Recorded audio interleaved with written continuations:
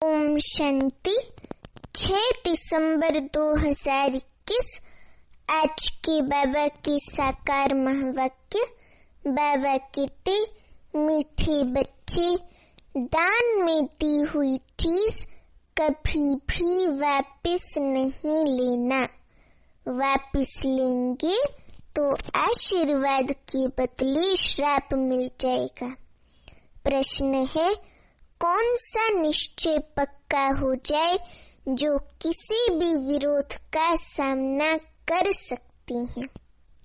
बाबा उत्तर देते, अगर निश्चय हो जाए कि हमको भगवान मिला है, उसे याद कर हमें विकर्म विनाश करने हैं, विश्व की बादशाही लेनी है, तो सब ऑपोजिशन खत्म हो जाएंगे, सामना करने की शक्ति आ जाएगी।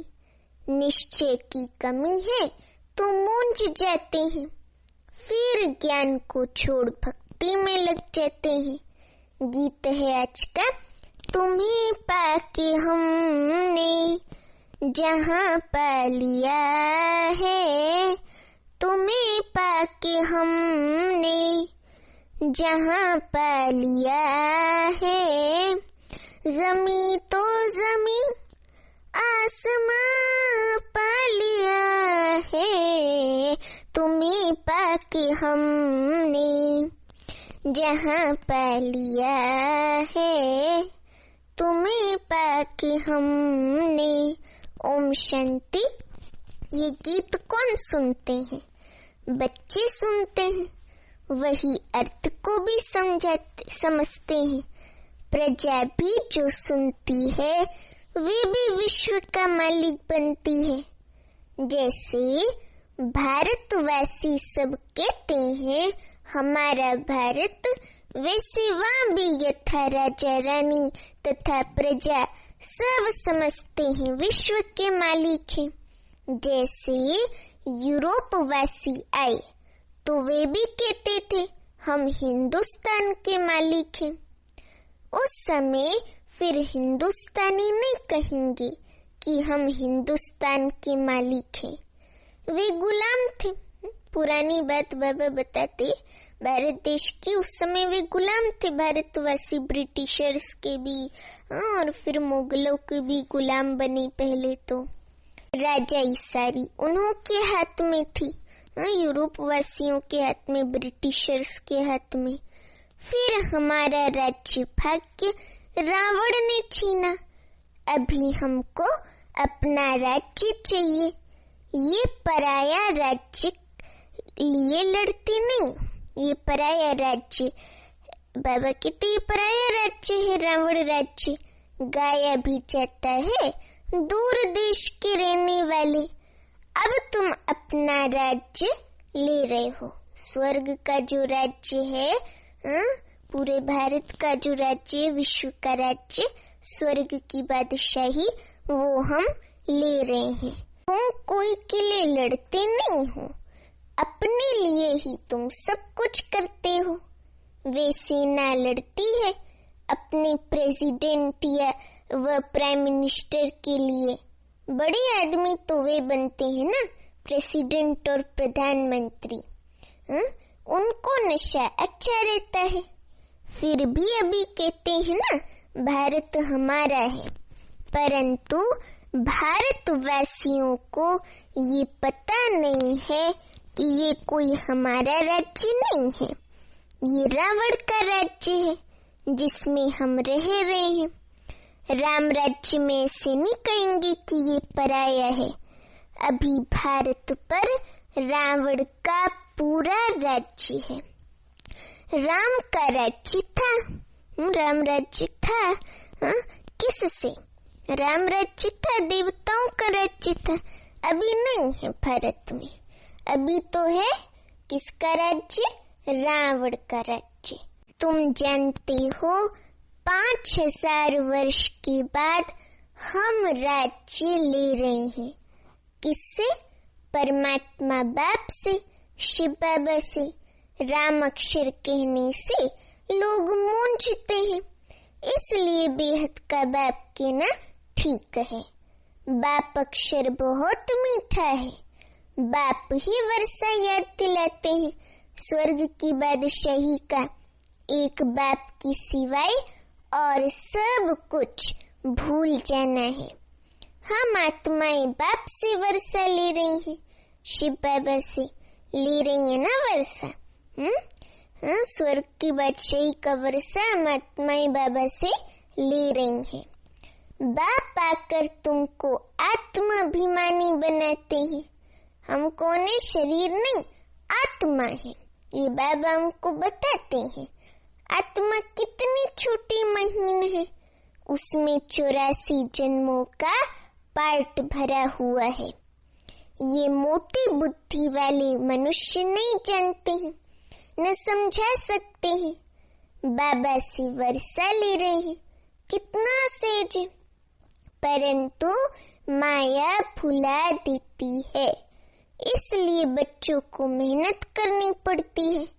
इसमें कोई हथियार बारूद की बात नहीं, न कोई ड्रिल आदि सीखनी है, न कोई शास्त्र आदि उठाना है, सिर्फ बाबा को याद करना है। देखो कितनी सहज बात है। हमें तो सिर्फ शिव बाबा को याद करना है, और कोई मिलिट्री में जाके ड्रिल सीखने की या शस्त्र या बारूद की बात नहीं है। सिर्फ हमें बाबा को याद करना है। बाप जो सुनाते हैं वे धारण करना है। हम अपना राज्य भाग्य ले रहे हैं सत्युग का। जैसे नाटक में एक्टर पार्ट बजाकर फिर कपड़े बदली कर अपने घर जाते।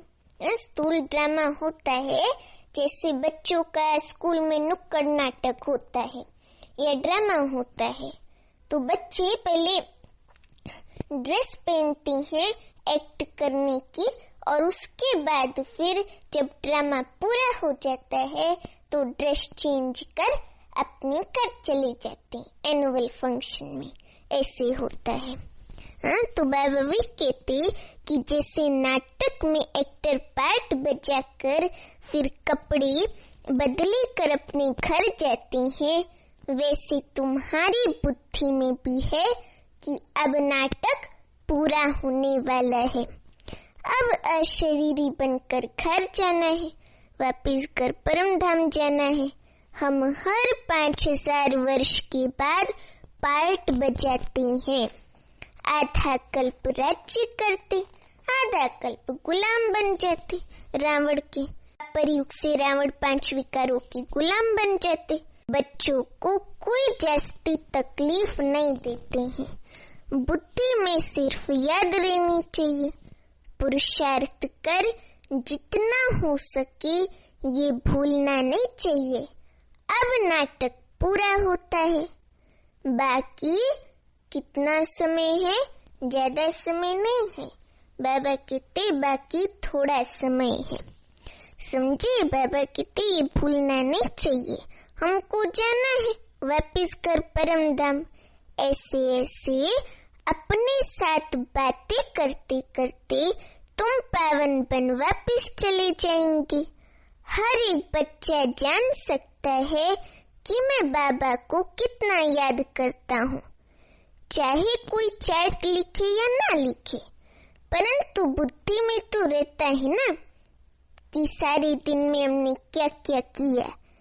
जैसे व्यापारी लोग अपनी मुरादें संभालते हैं रात्रि को, ये भी व्यापार है। रात्रि को सोने के समय जांच करते हैं सारे दिन में बाप को कितना याद किया। पहले साकार में कचेरी होती थी, अपने पूर्व विकर्मों की कचेरी होती थी, और पूरे दिन में क्या किया उसकी मम्मा बाबा के सामने सभी यज्ञवत्सों की कचेरी होती थी। बाबा ने उस समय सबको आदत डलवाई थी कि सब अपना चार्ट रात में रखें, पोता मिल बाबा को दे।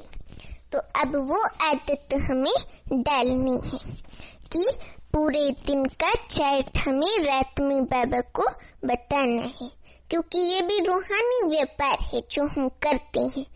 सर्विस करते हैं और पुरुषार्थ करते हैं देवी देवता लक्ष्मी नारायण बनने का। तो ये भी व्यापार है, उसमें भी सारे दिन बाबा को कितना याद किया, क्या किया, सारी चेकिंग करके रात को बाबा को बताना है। कितनों को बाप का परिचय दिया। जो होशियार होते हैं उनका धंधा अच्छा चलता है। बुद्धू होगा तो धंधा भी ऐसे ही चलेगा बुद्धुओं की तरह। ये तो अपनी कमाई करनी है। बाप सिर्फ कहते हैं मुझे याद करो, चक्र को याद करो तो चक्रवर्ती राजा बनेंगे। इसमें टू मच आशाएं नहीं होनी चाहिए। टू मच आशाएं अर्थात टू मच इच्छाएं नहीं होनी चाहिए, क्योंकि इच्छा अच्छा नहीं बनने देती। तो इसमें टू मच आशाएं नहीं होनी चाहिए। गांव में रहने वालों को आशाएं कम रहती हैं, साहूकारों को बहुत होती हैं, आदत पड़ जाती है। साहूकारों को बहुत आशाएं होती हैं, वे अपनी गरीबी में ही खुश रहते हैं। रोटला खाने पर हिर जाते हैं, सूखी रोटी खाने की आदत पड़ जाती है। गरीबों को बाबा कहते कि रोटला अर्थात सूखी रोटी खाने की आदत पड़ जाती है। साहूकारों में इच्छाएं बहुत होती हैं, धन की और बाकी चीजों की। माँ बाप को ही तंग कर देते हैं। साहूकार तो बाबा अनुभवी है, ब्रह्मा बाबा है ना, वो अनुभवी है। गरीबों पर रहम भी आता है। गरीब देखेंगे इतना बड़ा आदमी ज्ञान सुनता है तो हम भी सुने।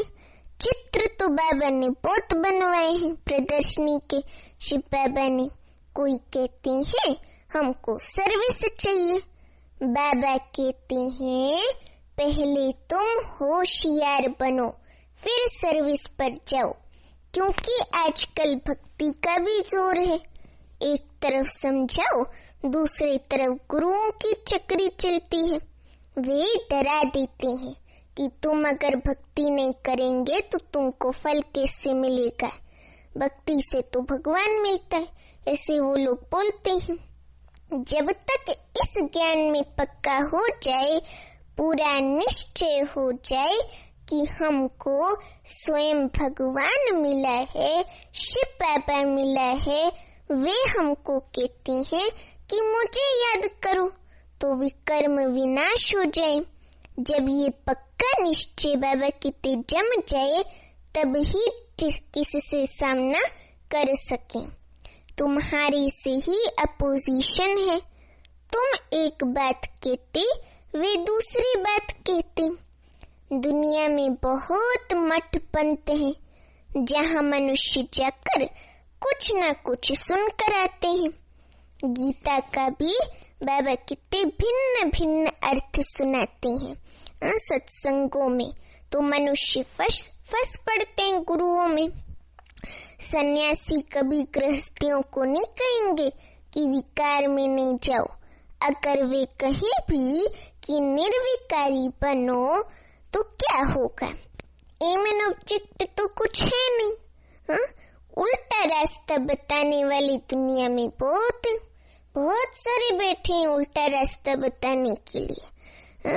सच्चा रास्ता बताने वाली हैं थोड़े, उन पर भी माया का बहुत वार होता है। इतना वार होता है कि बात ही मत पूछो। दिल कहेगी कि पवित्र बने, परंतु माया बुद्धि को फिराती रहेगी, बहुत खराब ख्यालात लाती रहेगी। माया की लड़ाई है बहुत। चलते चलते बाबा कहते तूफान बहुत आते हैं, समझे। अगर कोई भी विकार का भूत अंदर होगा तो दिल को खाता रहेगा।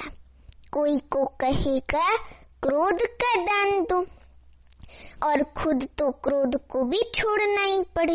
बाबा कहते खुद तो क्रोध करते रहेंगे तो लोग कहेंगे कि तुम खुद क्रोध करती हो। बाबा कहते लोग कहेंगे कि तुम खुद क्रोध करती हो, फिर हमको कैसे कहते हो कि क्रोध छोड़ो। आवाज बहुत होता है तो क्रोध को भी छोड़ना ही पड़े। क्रोध कोई छिपा कर तो नहीं किया जाता है। क्रोध में तो आवाज बहुत होता है। आपस में लड़ते हैं, एक दो को गाली देते हैं। बाबा देखते हैं क्रोध का भूत निकलता ही नहीं है। कोई कोई यहाँ सम्मुख बाबा की होती भी क्रोध कर लेते हैं। बहुतों में क्रोध का भूत आ जाता है। बाबा कहते ये क्रोध का भूत बहुत खराब है, तंग करते हैं। बाबा तो फिर प्यार से समझाते हैं। बाबा थोड़े ही गुस्सा करता है, बाबा तो प्यार से समझाता है ना। अगर नाम बदनाम करेंगे तो फिर पद भी अपना भ्रष्ट कर देंगे। यह तो समझाना चाहिए कि तुमने 5 विकार बाबा को दान दिए हैं, तो फिर वापस क्यों लेते हो? अगर फिर क्रोध कर लिया तो ग्रहण छूटेगा नहीं, वह फिर वृद्धि को पाता है। बाप की आशीर्वाद के बदले श्राप मिल जाता है, क्योंकि बाप के साथ शिव बाबा के साथ धर्मराज भी है। ये भी ड्रामा में नोंद है। क्रोध करना ये भी पाप है। जिनमें 5 विकार हैं, बाबा कहते उनको पापात्मा कहा जाता है। सतयुग में है सब पुण्य आत्मा, वहाँ कोई पाप नहीं करते। अभी जन्म जन्मांतर के पापों का बोझा सिर पर बहुत है। पहले योग बल से कट करना है, उस पाप के बोझे को काटना है। बाबा कहते माया बड़ी खराब है, लोभ बहुतों में है। कपड़े का, जूते का, पाई पैसे का की बात का लोभ है तो झूठ बोलते रहते हैं। ये सब लोभ की निशानियां हैं। बाबा कहते ये सब लोभ लालच की निशानियां हैं। यहाँ तो सब कुछ मिलता है ना। बाहर में तो घर घर में खिटखिट लगी हुई है, लड़ाई झगड़ा लगा हुआ है। संग भी बहुत खराब है। पति ब्राह्मण तो स्त्री शूद्र, स्त्री ब्राह्मणी तो पति शूद्र। घर में ही हंस और बगुले बहुत खिटपिट रहती है। अपने को शांत रखने की बाबा की युक्ति रखनी होती है। घर बार छोड़ना भी बाबा अलाउ नहीं करते। जो ग्रस्त व्यवहार में बच्चे रहते हैं उनको बाबा घर बार छोड़ना अलाउड नहीं करते। ऐसे बहुत आश्रम में है जहाँ बाल बच्चों सहित जाकर रहते हैं। फिर खिटपिट तो सब जगह होती होगी, शांति कहाँ भी नहीं है। सच्ची शांति, सुख, पवित्रता 21 जन्मों के लिए तुम बच्चों को अब मिल रही है। अब संगम युग पर ऐसी मत अर्थात श्रीमत और कोई दे न सके, जैसे हमारा प्यारा शिव बाबा देता है। बाबा कहते हैं मैं कितना दूर देश से आता हूँ सर्विस करने, तुमको भी सर्विस करनी है। प्रदर्शनी मेले में बहुत नहीं समझ सकते, भल गवर्नर ओपनिंग करते हैं, परंतु ये थोड़ी बुद्धि में आता है किनों को परमात्मा पढ़ाते हैं ब्रह्मा द्वारा, जिससे विश्व का वर्षा मिलता है। सिर्फ कहते हैं अच्छा है, माताएं अच्छा कर्तव्य कर रही हैं, श्रेष्ठाचारी बना रही हैं। बाबा कितने भले ये भी लिखते हैं कि मैं मानता हूँ कि गीता भगवान ने गाई है, लिख दिया, परंतु बुद्धि में थोड़ी बैठता है, न पुरुषार्थ चलते है समझाने का। तुम्हारी बुद्धि में है कि शिव बाबा ब्रह्मा द्वारा कहते हैं, क्या कहते हैं कि मुझे याद करो तो तुम ये लक्ष्मी नारायण बनेंगे, जो कि हमारी एम एंड ऑब्जेक्ट है, वो हम बनेंगे। ये पैगाम सबको सुनाना है। तुम किसके बच्चे हो? पैगंबर शिव बाबा के हम बच्चे हैं। और जो भी आते हैं वे धर्म स्थापक हैं। तुम सबको ये मैसेज सुनाओ कि बाबा स्वर्ग, शिव बाबा स्वर्ग नई दुनिया की स्थापना कर रहे हैं। हमें सबको ये मैसेज सुनाना है। ये बाबा ने आज कहा कि हमें ये मैसेज सुनाना है कि बाबा स्वर्ग नई दुनिया की स्थापना कर रहे हैं। बाबा कहते हैं, अगर तुम मुझे याद करेंगी और पवित्र रहेंगी तो तुम भी स्वर्ग के मालिक बन जाएंगे। घड़ी घड़ी ये ख्यालात चलने चाहिए। कच्ची अवस्था होने के कारण धंधे थोड़ी में जाते हैं तो सब कुछ भूल जाता है।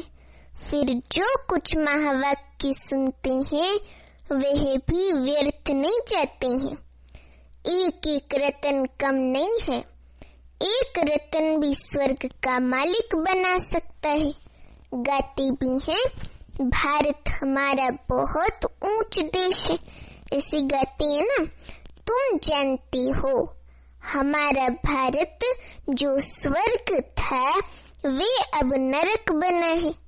अब फिर बाबा कहते हैं, मामी कम याद करो तो क्या होगा?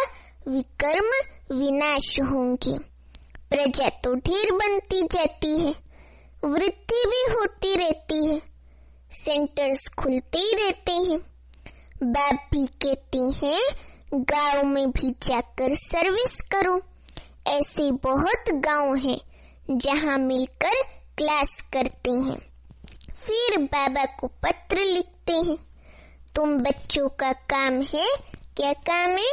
ब्राह्मण धर्म को बढ़ाना, ताकि सब मनुष्य देवता बन जाए। यहाँ वाला जो होगा संगम युग वाला, वो और सत्संगों में नहीं फंसेगा। यहाँ मुख्य बात है किस चीज की? पवित्रता की। इस पर ही बाप बच्चों के, स्त्री पुरुष के, पुरुष स्त्री के दुश्मन बन जाते हैं। पवित्रता की बात पर गवर्नमेंट भी कहती है ये क्या करते, ये क्यों होता है, परंतु धर्म में इंटरफेयर तो कर नहीं सकते। स्वराज्य तो स्थापन कर ही लेंगे। बाबा कहते कि पहले जो लड़ाई लगी है और इसमें रात दिन का फर्क है, समझे? बाबा कहते कि पहले जो लड़ाई लगी है और इसमें रात दिन का फर्क है। ये बॉम्ब सदी पहले नहीं थे। तुम जानते हो हमारे राज्य में सतयुग में लड़ाई का नाम निशान भी नहीं होगा।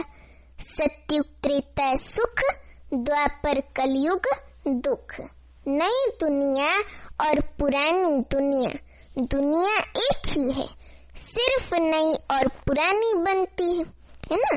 बाबा कहते अब पुरानी दुनिया विनाश हो, नई बनने वाली है। ये पुरानी दुनिया कलयुगी अब कोई काम की नहीं रही है, फिर नई दुनिया चाहिए। दिल्ली में कितने बार नए महल बने होंगे। जो आते हैं वे तोड़ फोड़ कर फिर अपना नया बनाते हैं यादगार के लिए। जब बड़ी लड़ाई लगेगी तो ये सब टूट फूट जाएगा। फिर नई दुनिया में नए महल बनाएंगे। फिर जितना जो पढ़ेगा उतना ऊंच पद पाएगा। कोई अच्छा पढ़ते हैं, कोई कम, ये तो चलता रहता है।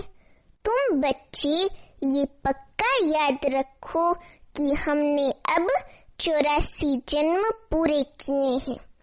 अब हमको घर जाना है, वापिस अपने घर परम धाम जाना है ना। और बाबा कहते कि हमको अब घर जाना है, ये पुराना शरीर छोड़ हम अपने घर जाएं। ऐसी पक्की अवस्था हो जाए, फिर और क्या चाहिए। ऐसी अवस्था में कोई शरीर भी छोड़े तो बहुत ऊंच कुल में जन्म लेंगे। अच्छा, मीठे मीठे सीखे लते बच्चों प्रति माता पिता बाप दादा का याद प्यार और गुड मॉर्निंग। रूहानी बाप की रूहानी बच्चों को नमस्ते। अभी हम रूहानी बच्चों की रूहानी माता पिता बाप दादा को याद प्यार गुड मॉर्निंग और नमस्ते। अभी धारणा के लिए मुख्य सार। पहली पॉइंट, अपनी कमाई जमा करने के लिए बाप और चक्र को याद करते रहना है। माया की चक्री में कभी नहीं आना है। टू मच आशाएं नहीं रखनी है। दूसरी पॉइंट, मनुष्यों को देवता बनाने के लिए अपने ब्राह्मण धर्म को बढ़ाना है। गांव-गांव में जाकर सेवा करनी है। वरदान है आज का, बार बार हार खाने की बजाय बलिहार जाने वाले मास्टर सर्वशक्तिवान विजयी भव। बार बार हार खाने की बजाय बलिहार जाने वाले मास्टर सर्वशक्तिवान विजयी भव। अभी वरदान का स्पष्टीकरण। स्वयं को सदा विजयी रतन समझकर हर संकल्प और कर्म करो तो कभी भी हार हो नहीं सकती। मास्टर सर्वशक्तिवान कभी हार नहीं खा सकते। यदि बार बार हार होती है तो धर्मराज की मार खानी पड़ेगी और हार खाने वालों को भविष्य में हार बनानी पड़ेंगी। द्वापर में अनेक मूर्तियों को हार पहनाने पड़ेंगे। इसलिए हार खाने की बजाय बलिहार हो जाओ। बाबा पर समर्पण हो जाओ। अपने संपूर्ण स्वरूप को धारण करने की प्रतिज्ञा करो तो विजयी बन जाएंगे। स्लोगन, कब शब्द कमजोरी सिद्ध करता है, इसलिए कब करेंगे नहीं, अब करना है। कब शब्द कमजोरी सिद्ध करता है,